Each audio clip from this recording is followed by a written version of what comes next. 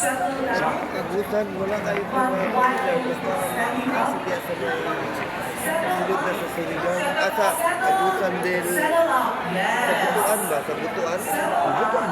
Butuan. Sige, mention lang na para akuan ko. Taka, madaanan mo na ako. Ako yung Excited na lang ba na? Ano nagpa-reserve nyo? Sugod na ma'am, sugod na. Before we Sugod na sila.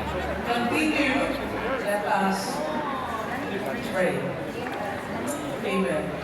Our dear Heavenly Father, we thank you for giving us this day, even though it's the last day of our conference.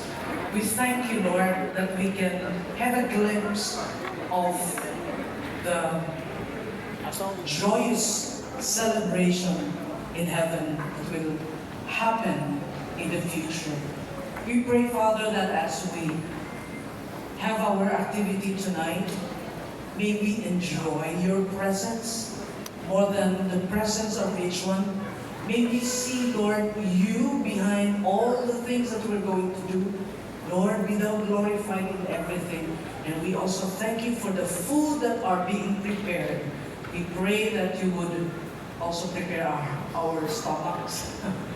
Yung aming mga tiyan, Panginoon, at yung mga luto, Panginoon. We thank you for sanctifying this. And thank you, Lord. We just commit to you our celebration, our activity tonight. We give you praise and glory even now. In Jesus' name we pray.